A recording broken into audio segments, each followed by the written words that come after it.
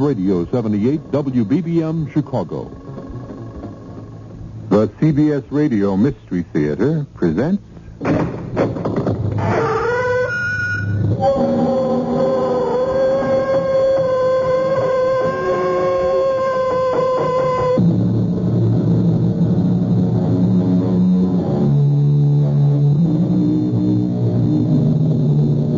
Come in.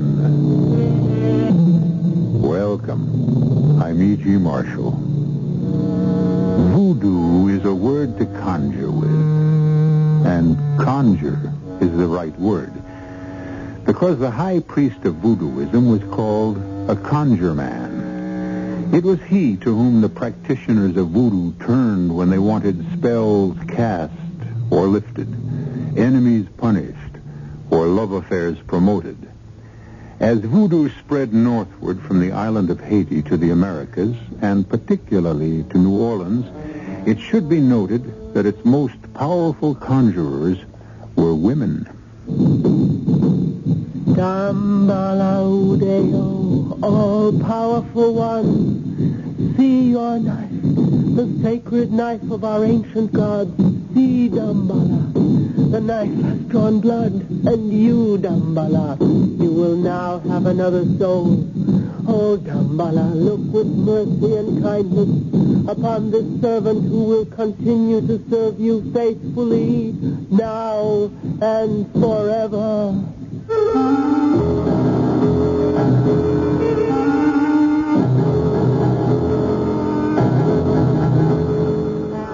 Our mystery drama, The House of the Voodoo Queen, was written especially for the Mystery Theater by Murray Burnett and stars Jordan Charney and Joan Loring.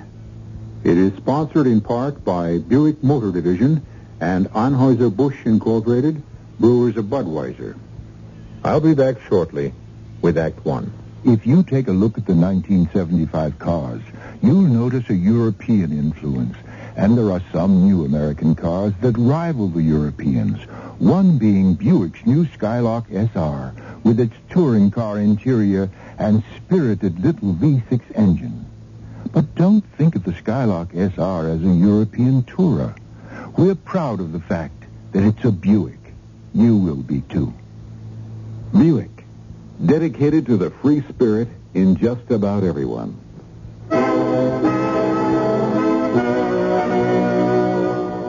In God we trust. America speaks.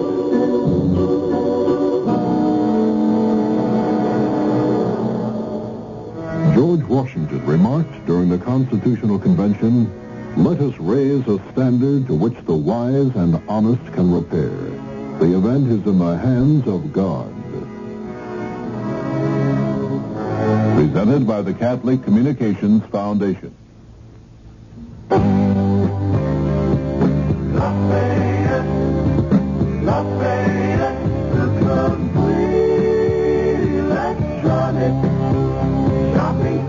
Looking for some last-minute Christmas gift ideas? We've got some great ones at Lafayette Radio Electronics, like a Lafayette portable cassette recorder with built-in condenser microphone for only $24.95. A Lafayette component-style phono system for just $29.95. Or how about a good-looking AM/FM digital clock radio for a low $19.95. You just can't go wrong with Lafayette's famous quality and prices like these. Come in and see for yourself. Don't wait too long before the special sale ends on December 24th. For more details, see our ads on Thursday and Sunday in your local newspaper.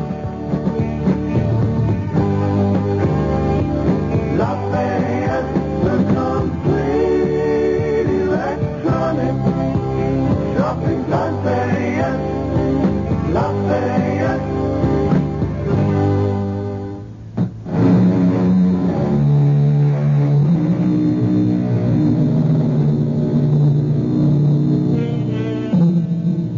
All of us have pictured in our imagination the perfect dream house.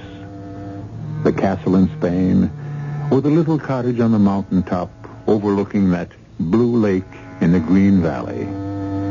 But few of us are ever fortunate enough to have our dream come true. Douglas and Helen Fenton were two young people who had that good fortune. And as we first meet them, they're having the happy experience of being shown through their perfect house in New Orleans, which they've acquired through the death of an uncle Douglas Fenton never knew existed. And this was used as a music room in the old days. Oh, I can just see it. Can't you, Doug? It's a beautiful room, nice and sunny. I think I have given you a thorough tour of your new home. And unless you have any questions, I should be getting back to the office. I promise you'll be our first dinner guest.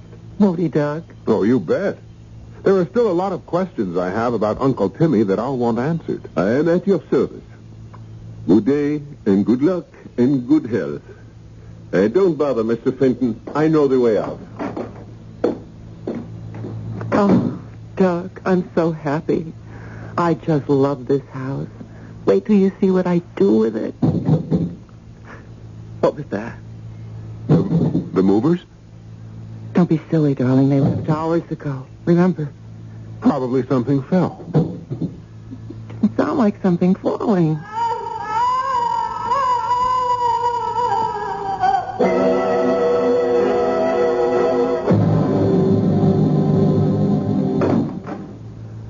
Who's that? Oh, Doug. I'm so glad you're home. How did it go today, darling? Any better? I really can't tell you, Doug, because I'm so ashamed. But I didn't stay home. I guess I'm just a big coward. Oh, don't be silly. Anyone would be frightened by what goes on in this place. Oh, Doug. Oh, what are we going to do? I told you. We'll sell the house and find another. Did you reach Mr. Lamoure's? No luck. When I called, he was out. And when he called me back, I was in a meeting and couldn't take the call, but he promised to... Oh, that must be him now. Hello? Mr. Fenton, Lemurs here. Sorry we missed connections all day. What can I do for you? Mr. Lemurs, I don't know how to tell you this, but, well, Helen and I think the house is haunted. If you don't like the house, you can always put it on the market. We love the house. That is, we thought we loved it. Well, you can't live in a house where all night long you hear screams and chain rattlings and during the day thumpings and... Well, there's an odor, an indescribable odor of rot and decay that sweeps through the house from time to time. It's here now, as a matter of fact. And we wanted to know if you had any complaints... The house has been empty for years. Well, maybe that's the reason. Have you heard anything about the house being haunted? You're serious? Of course. Then I can only tell you that feeling the way you do, you shouldn't stay in the house. I'll give you the names of some real estate agents who might be willing to handle it.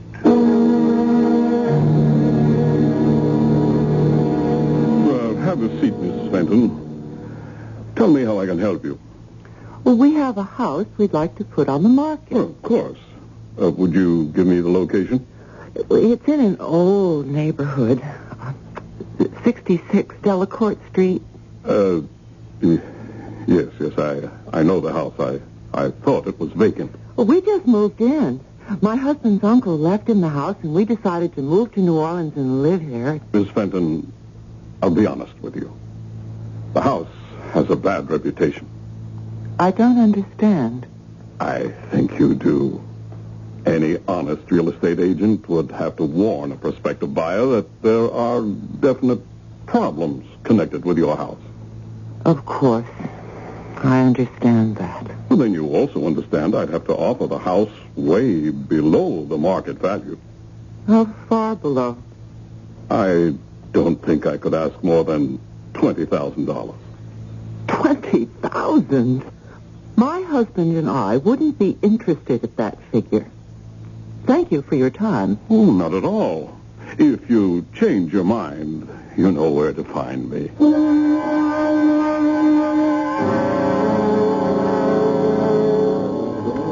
Now, how How can a pretty girl look so unhappy after a dinner like this? When the girl is thinking of going home to a house that scares her and that no real estate agent wants to handle. Relax. Look, we'll put an ad in all the papers and sell it ourselves. You know, it might be better that way. We save a commission. Oh, darling. That's why I love you.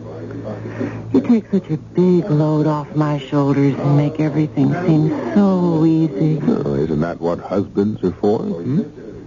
I can think of a few other uses. And that's one reason why I love you. When are we going to put the ads in? First thing tomorrow.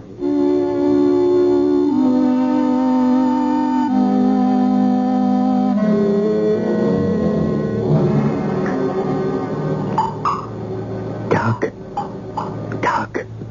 Wake up. What? Doug, did you leave our faucet on? What? The water. Don't you hear it? Yes, I hear it. Did you check the bathroom? I was afraid to. Anyway, it certainly doesn't sound as if it's coming from the bathroom.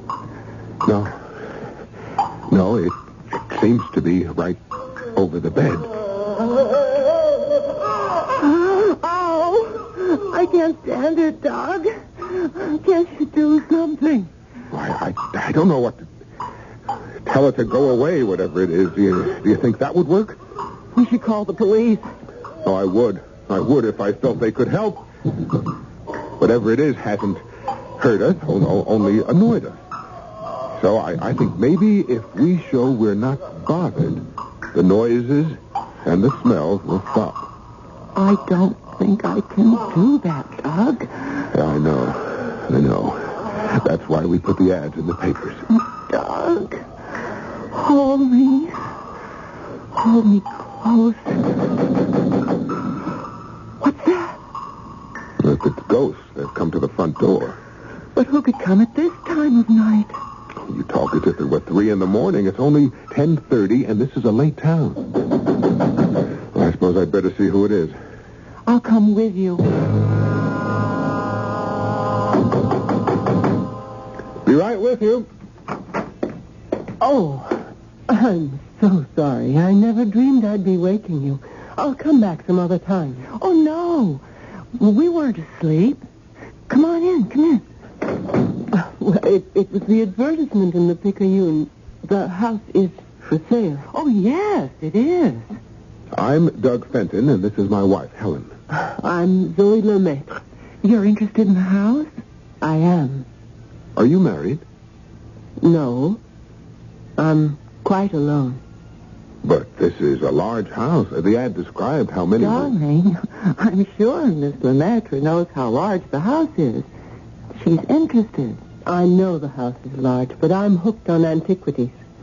I think before we actually get down to business, I should tell you. I know all about the reputation this house has in this city. You do? I do. And you still want to buy it? If I can afford it. And I think that the only way you're going to dispose of it is to sell it very cheaply. Miss Lemaitre, just how cheaply are you thinking? Or aren't you prepared to make an offer? Oh, I'm not only prepared. I brought this certified check along. You've made up your mind. Here it is. Oh, wow. Massey? $7,800. Why, that's just a fair offer, considering the reputation of the house.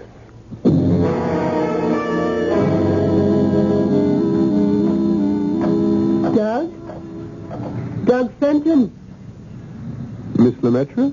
Are you too angry with me to join me in a café suite? It's my wife who's angry. Oh. I never can stay mad at girls as pretty as you. Thank you. Do you find me fascinating, Mr. Fenton? Completely. I trust I have the same effect on you. Oh, it's not you who interests me. It's your house. Why? I can't tell you. Everyone in this town seems to know what's wrong with my house except Helen and me. They know there's something wrong. That's all they know. Oh, and you know more, beautiful Zoe. Ah, yes. Behind those beautiful green eyes lies secret. And your attitude is one reason why I can't tell you. You wouldn't believe me anyway. Try me. All right. The house you're living in doesn't really belong to you. Oh, I have a deed that says it does. That house was stolen from the daughter of Marie Laveau. Marie Laveau? Who's she? The most powerful Bokor in the history of voodoo. The beautiful black woman who ruled as the voodoo queen of New Orleans for half a century. You, Douglas Fenton, are living in the house of the voodoo queen. And she wants you out.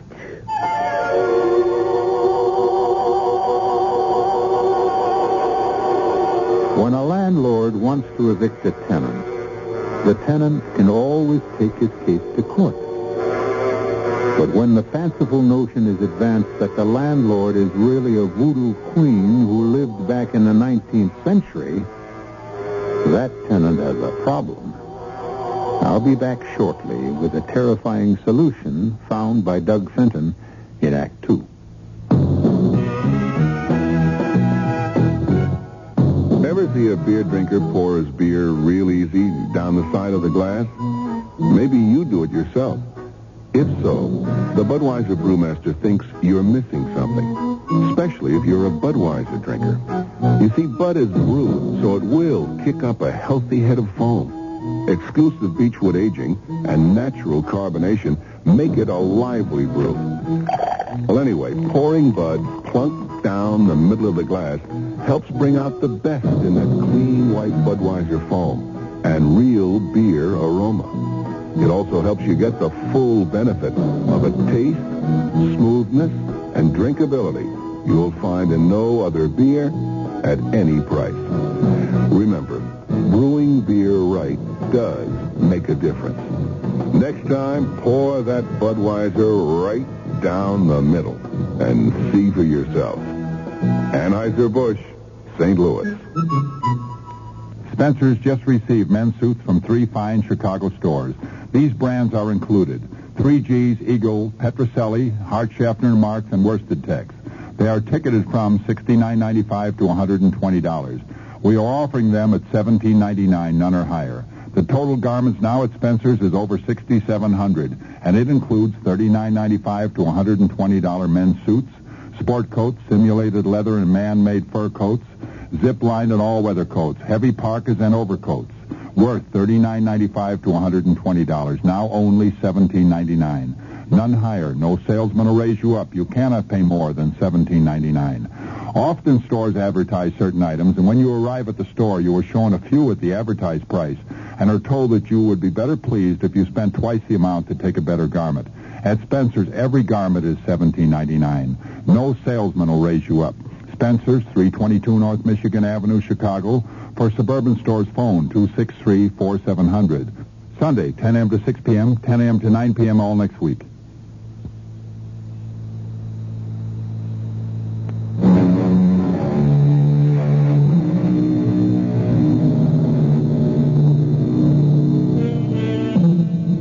Voodoo is an African religion which has been variously described and downgraded by such descriptive phrases as black magic, mumbo-jumbo, or a mess of meaningless ritualistic incantations practiced and believed in only by the ignorant and superstitious.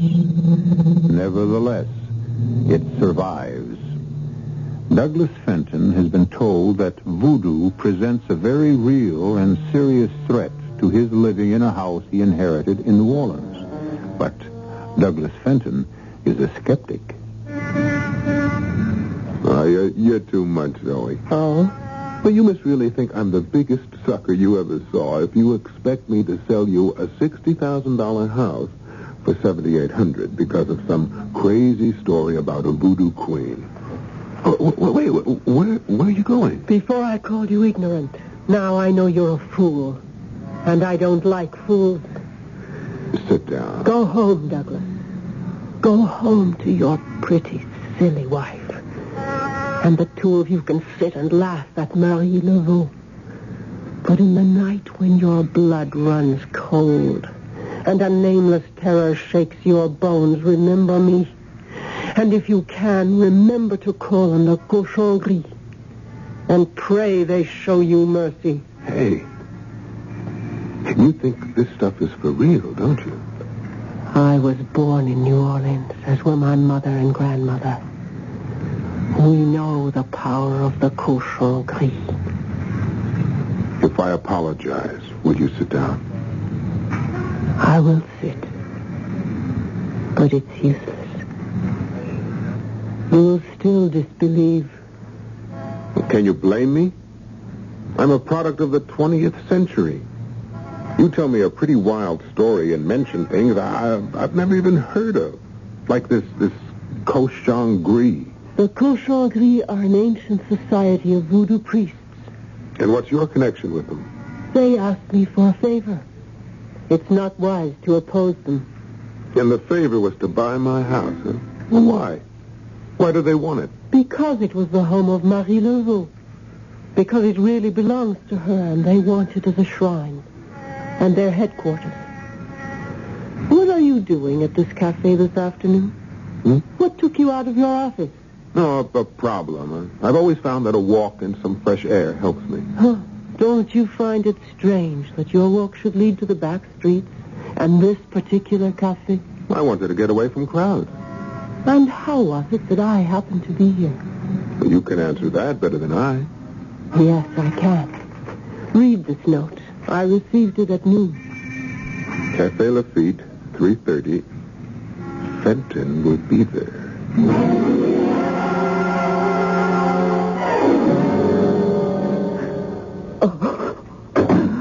Helen?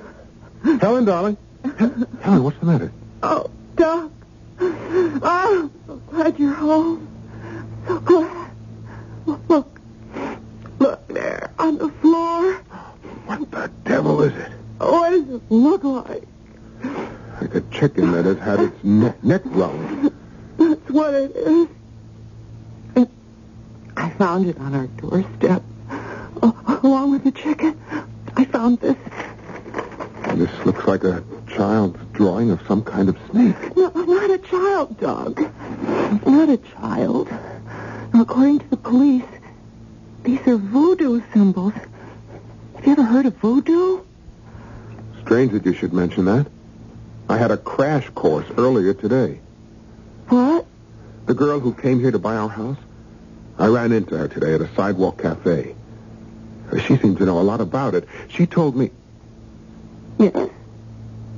No, it's not important. What did the police say? Well, these were voodoo symbols, that they may be the work of a prankster, or it might be a believer. And someone who thinks voodoo magic actually works. Someone with a grudge against us. The cochon gris.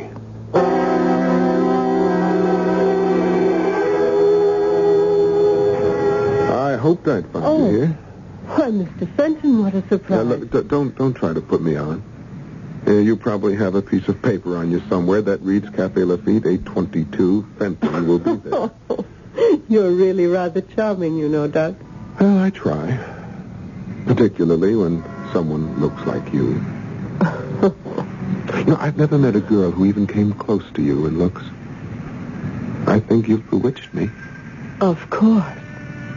But what have you done to me? Put a love spell on me.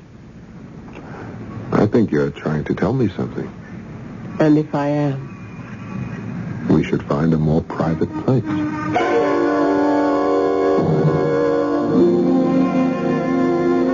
I shouldn't tell you this. Oh, Doug, darling, I never felt like this before in my life. Never with anyone. Oh, you're a beautiful liar. But I love to hear it. I mean it, Doug.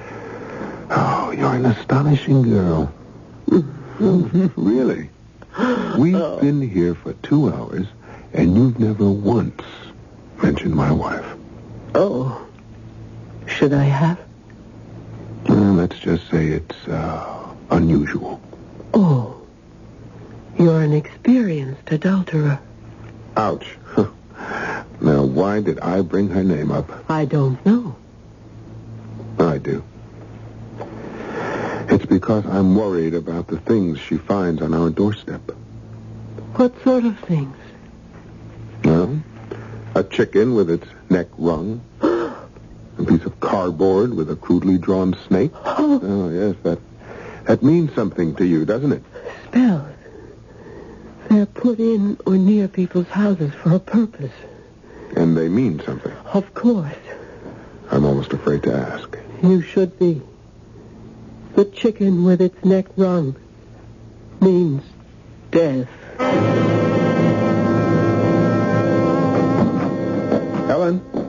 Helen, are you all right? Yes, Doug, darling, I'm fine. Oh. Well, how was today, huh? I mean, Well, if you mean, were there any other little presents left on our doorstep? No. Well, that's good news. Maybe they've stopped. I won't complain. After all, you're home early tonight. What does that mean? Oh, nothing, really. It's just that you've been working so late at the office so often, and I realize that I'm not as attractive as I used to be, and also I guess I'm not much Yeah, fun. I hate to hear you talk like And that. when I hate to talk like that, maybe I wouldn't if... If what? I know how attractive you are, and there are a lot of beautiful women in the world, and... Oh, please, this isn't necessary, Helen. I'm afraid it's very necessary. Will you stop seeing Zoe Lemaitre?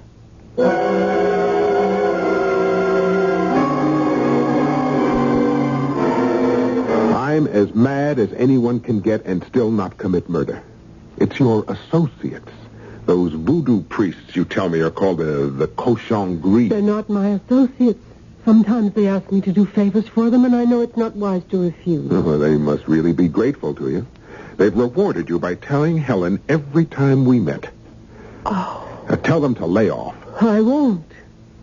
You won't? What do you want to do, break us up? You know better than that, Doug. It's just that I don't want to make a fool of myself. If I go to the cochon gris with this request, they will simply tell me what I've been telling you all along. If you wanted to stop, sell the house. We would, gladly, if we could get anywhere near what it's worth. What is it worth, really, Doug? You can't find a buyer who'll even make an offer except the cochon gris. And they think they're being very generous. I won't be taken. You inherited the house. Whatever you get is pure profit. You really don't understand, do you? I know that if you won't sell, then Helen will have to suffer. Not if I stop seeing you. That would be your choice. And I'm making it. Right now. If you can let me walk away rather than ask a simple favor of people who owe you, then I'll walk. Goodbye, my love.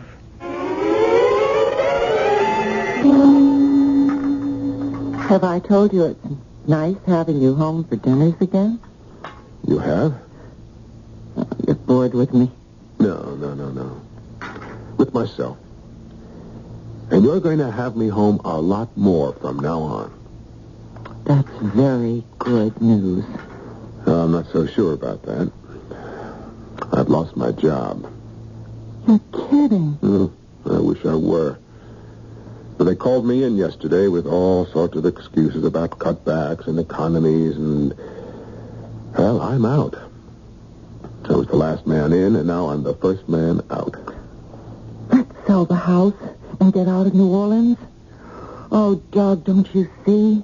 It will be wonderful. We'll be starting all over again.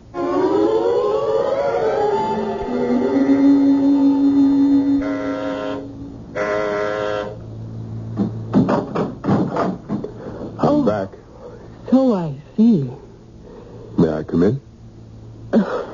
happened to your key? I threw it away so I wouldn't be tempted to use it. But I couldn't stay away. I'm glad. Did you miss me? Oh, Doug. Oh, Zoe. Zoe, my love, my darling. You don't know how much I missed hearing those words the last 2 weeks. Yeah, well, I'm afraid you're going to miss them a lot more. What? I've lost my job, and Helen's at me to sell the house and get away from this city. And, incidentally, you. Oh. She no longer cares how little we get for it. She's completely fed up. And you, Doug? Well, it's very tough to put up a decent argument for staying. If you could, would you stay? How can I stay without money? If it's money that separates us, you don't have to say goodbye at all. Excuse me, love. I didn't know I was talking to a wealthy plantation owner. I only meant I might be able to get you all the money you want. The only friends I know you have are the tightwad cochon gris who only want to pay a $7,800 for a $60,000 house. They've been known to put a higher price on other things. Like what? Souls. You know, you're really too much with that voodoo business. If there were anything to it, which you know I don't believe for a minute, I'd have to be crazy to be willing to sell my soul. I didn't mention your soul, did I? I can't sell what I don't own, and as far as I know, I only have one soul. There are others you can pledge. Other souls you can speak for. Would you care to put a name to that soul? Anyone near and dear to you. Like Helen. She would be one. Oh, I don't know whether to laugh or just walk out of here. I'd never hurt you, I mean, just what kind of a man do you think I am? A man I can love. Love? That word sounds very strange on your lips. The same lips that can talk about me selling my wife's soul. Oh, go away. You're just like everyone else, crying about not having any money and not willing to pay the price for getting all you want, everything you want, including me.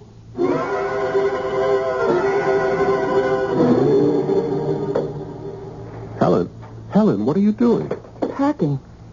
You can't seem to make up your mind, so I'm making it up for you. I told Mr. Vincent, the real estate agent, to take whatever he can for the house, and we're getting out. Tonight.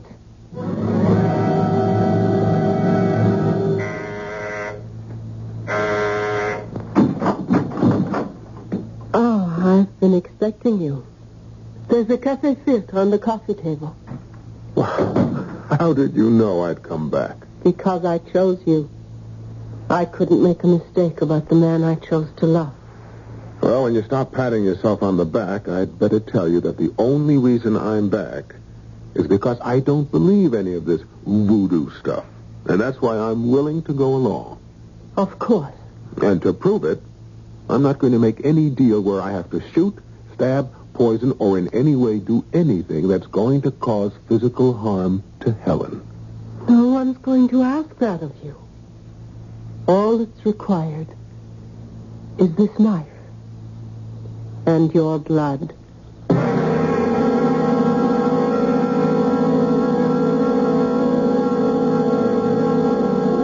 If you're in love with a beautiful girl who practices voodoo and believes that a drop of your blood drawn from you by a sacred knife will bring you luck, why not?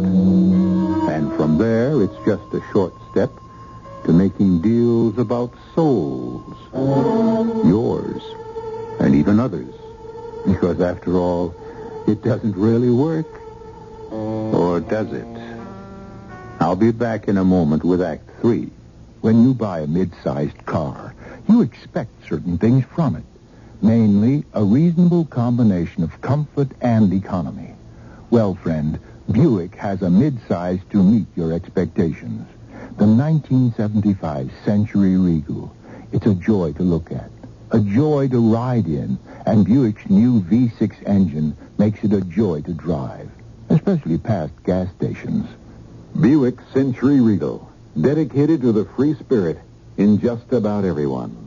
The blue whale is the biggest animal that ever lived. Bigger than 2 dinosaurs, heavier than 25 elephants. Today it's nearly extinct after years of relentless commercial hunting. Now other whales are in danger. For what? Some rare vitamin? Some precious serum? No. For margarine, pet food, shoe polish. What a way to go.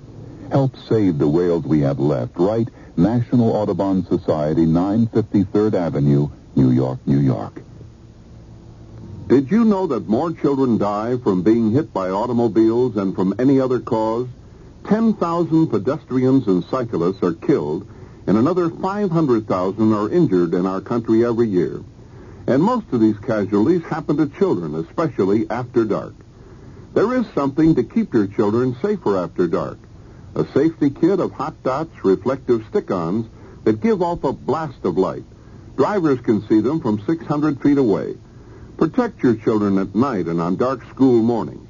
Stick hot dots on bicycles, clothing, books, lunch boxes. Get your hot dots kit free at Northwest Federal Savings, 1 block west of Cicero Avenue on Irving Park Road, or in Des Plaines on Dempster Street, just east of the Tri-State Tollway. But hurry, our supply is limited. A message from Northwest Federal Savings to help keep your children safer after dark. This is WBBM, Chicago News Radio 78.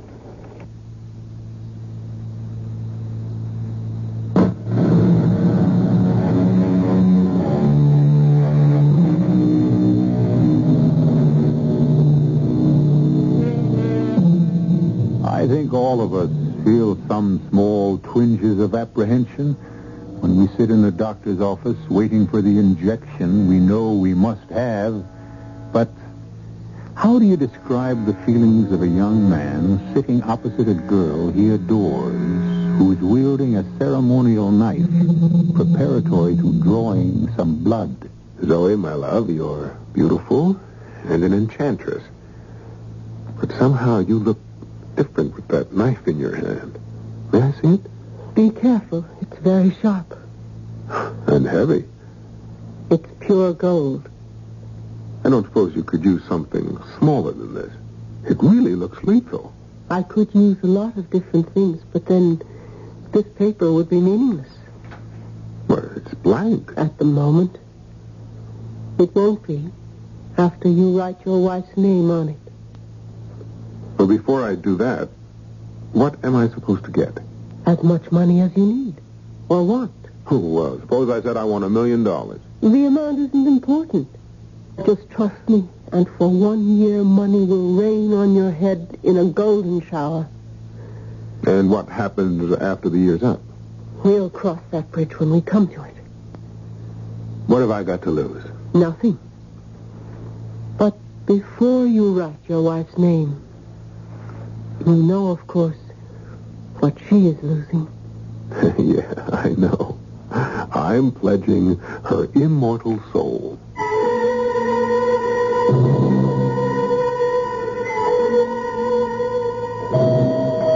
How is she, Doctor? I'm afraid I don't have very good news for you, Mr. Fenton. Haven't you found out yet what's wrong? The tests are inconclusive, and none of the medication we've been giving her seems to be able to help. Well, what is it? Is it a bug or a virus? We just don't know. She's been asking for you. Helen? Helen? I'm here. Oh, Doc. You didn't have any trouble getting away from the office? I keep telling you, darling, I'm my own boss now. And if things keep going the way they are, I may even turn out to be a tycoon. I'm dying, Doc. Now, Helen, please, now, you mustn't even... It's all right. You mustn't feel badly. The way things went since we came to New Orleans, I'm beginning to think that death might be the best thing for me. Helen, I don't want you to talk that way. Doc, I want you to promise me one thing. Just one thing, please. Anything. When I die... Please, now, will you stop talking about dying? Please, Doc, listen to me. You must get out of that house. Get rid of it. Promise me, Doug. You'll never set foot again in that horrible house. Oh, delicious. I do adore champagne. Well, when are we going to make it all legal? You mean with a wedding and everything like that? Oh, and what a wedding. What a reception. And what a honeymoon. The biggest, most expensive. Helen's been dead only 3 months. Not a very long period of mourning. Who says? A lot of people. Nasty, gossipy people. Dull, stodgy people. Who cares about them? Or what they say to your business associates. What can they say? That you became very rich very suddenly, that your wife died mysteriously, that I'm a witch, and that perhaps people should be careful about doing business with you. No, yes. I'd almost forgotten. It's all because of that VooDoo group you fool around with, You'll have to admit that everything happened after we went through the ceremony they told me to perform. Right. I'll admit that first sugar deal on the commodities market was luck. But after that, give me a little credit. I got smart about commodities. And now I know what I'm doing. So, when do we get married, Why is marriage so important to you? You wouldn't be stalling me, would you, my love? Don't be silly, Doug. Shouldn't you wait and see when your 1-year contract is up, that your luck doesn't change?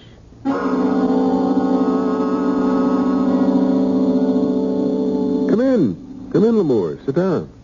Your offices are most impressive, Fenton. Most impressive. You said that you wanted to see me on a matter of utmost urgency. That's right. First, I owe you an apology. For what? For my cowardice. I don't know what you're talking about. The facts about your uncle's house, which I knew and withheld from you deliberately. No. Forget it. I'm out of the house, and you have nothing to reproach yourself for. I had heard you sold the house, and I also know the price. That suggested to me that you still had your reasons for it. I just didn't want the trouble of looking around for buyers. I grabbed the first offer I got. From Miss Lemaitre. Something wrong with that? I will be brief. I didn't tell you and your wife the history of the house because I was afraid of the cochon gris, afraid of the power of VooDoo.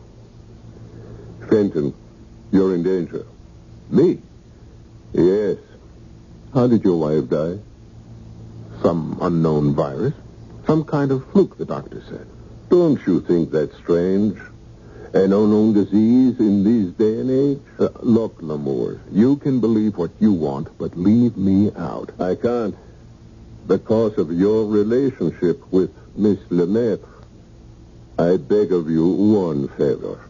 Tonight, come with me and meet Louis Gaston.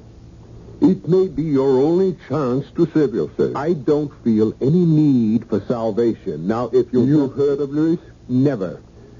Louis Gaston is a 90-year-old Cajun who's lived all his life in the bayous. He knows more about VooDoo than any other human being.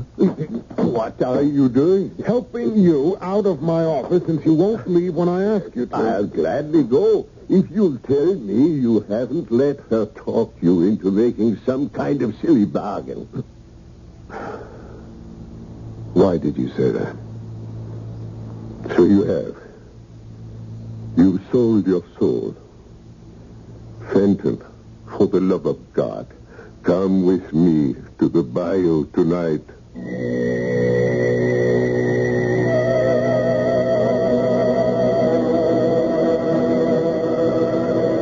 Louis, this is Douglas Fenton. I hope we meet in time. No? I'm here only because Mr. Lemoore's practically kidnapped me. Mr. Lemoore's has lived in Louisiana a long time. He knows much about VooDoo and Cajuns. All right. What do you have to tell me? First, you tell me what you have done with the Bokor. What the devil is a Bokor? A very bad person. One who knows the darkest secrets of VooDoo and uses them for evil ends. one who is pledged to Damballa Udeo, the great snake god. This all sounds like something out of the Middle Ages. No, Mr. Fenton. It is much older than that. Have you ever seen a knife like this? Maybe. I don't know. I've seen a lot of knives. But one like this you would remember, no? A pure gold knife with these writings. Well, what if I have? If you have only seen it, Mr. Fenton, that is well. But if it has drawn your blood, that is very bad. How come you know so much about all this voodoo ritual? I had a wife. I loved her much, yes. She loved other things more. She sold my soul, Mr. Fenton, sold my soul to Damballa Udeo. I found her just in time, and I defeated her. And her Boko. But I paid a price. I cannot use my limbs. You see, Mr. Fenton, I must sit here until the end. But Damballa Udeo and I, we will fight, you understand? And that's why you brought me here, Lamorne, huh? Because you think I've fallen somehow under the spell of... The Boko Zoe le Maître. We are going to be married. When? We haven't set the date, but she has agreed to marry me. She will not marry you. If, as I believe, she is Boko, she will want to destroy you and take your soul. She will never marry. I know you're wrong. But, well, look, as long as I came here, what must I do if you're right? She must follow the ritual for the sacrifice. She will ask you to perform some ancient marriage rite to strengthen the vows. It will be a powerful voodoo, and she will need a drug.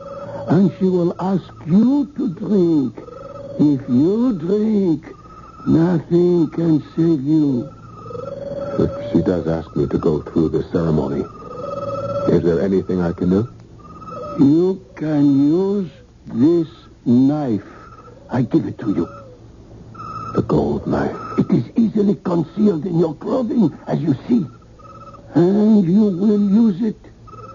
But I thought you said that this knife could only be used by a Bokor. Oh, on a Bokor. Where were you last night, my love? You're not the only one who's jealous, you know.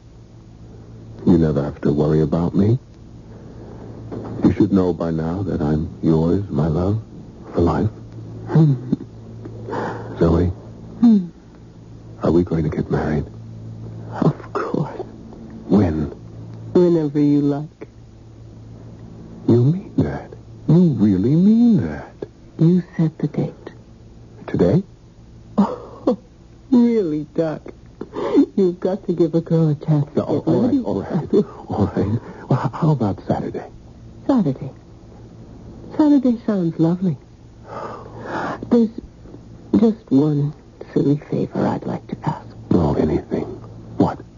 Before the real wedding, with the minister and everything. I know it's superstitious, but you know you're Zoe.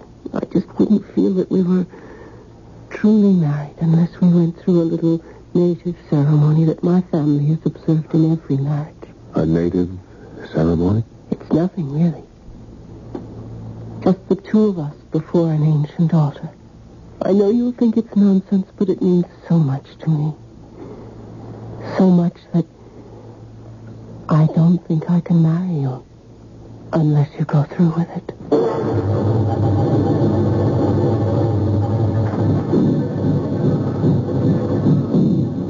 This is my old house. Why do we have to come here? Shh, don't ask so many questions. Just pretend we're playing some childish game. It will seem that way to you, Doug, but to me it's... well, the way we've always done things. What's that? The altar. But that statue, it's looks frightening, but it's just an old statue of a snake god that blesses every marriage. Zoe, please. You know I don't believe all this. Oh. Maybe you're used to the darkness and the candles and the drums, but... Here. Drink this and you'll feel better. What's that? A little ceremonial wine, darling. It was left on the altar for us. Drink it. Do you really want me to drink from that goblet? Yes. You insist? Darling, it's the only way. You will drink from me. If you come into my arms and hold the goblet to my lips. Now who's acting childish? It's the only way. All right. Here, drink. But Doug, you're holding me too tight. Doug, the knife. No. Dumbo, help me.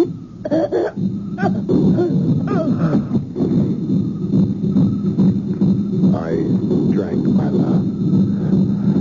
And now we'll be together always. Just the way you wanted it.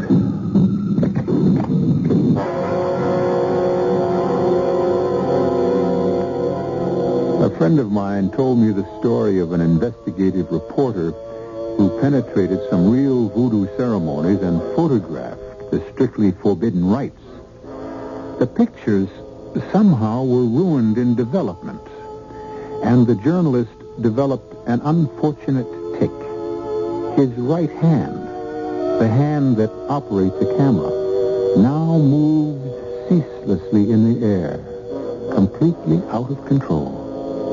The doctors diagnose it as a nervous disorder. But of course, they don't practice voodoo. I'll be back in a moment.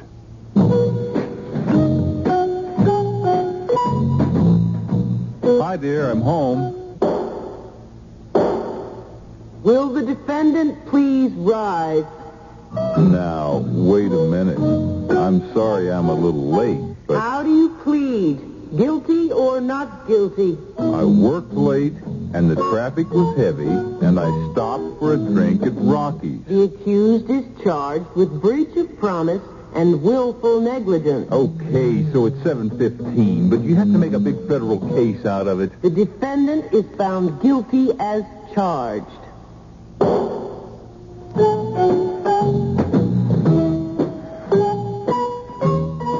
Close the court at your house. Cancel the trials. Stop appointing each other as both judge and jury. Hear where the other is and work through the hassles together. And forgive a little, as God forgives a lot. A nudge toward respecting others from the Mennonite churches.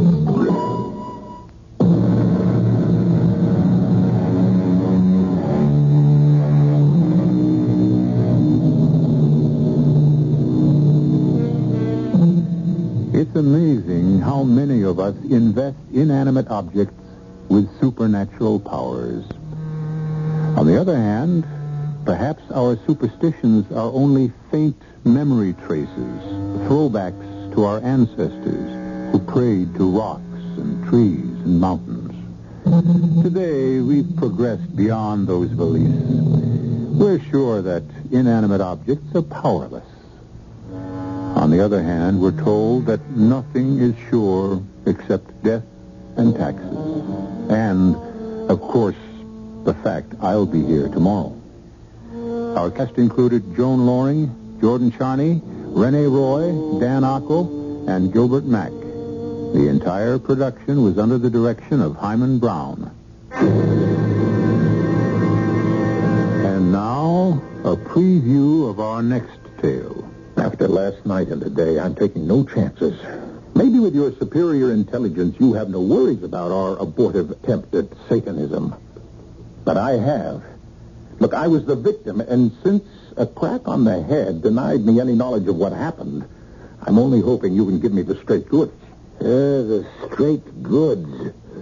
A peculiarly inept term for what we are engaged in, my brother in Satan. Damn it, it's not a deal in semantics, Anthem.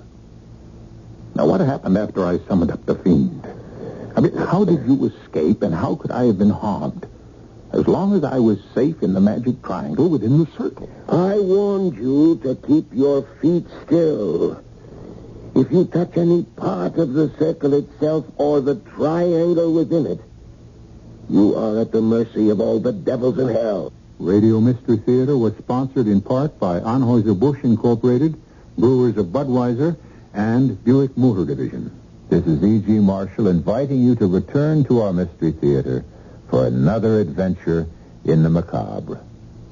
Until next time, pleasant dreams.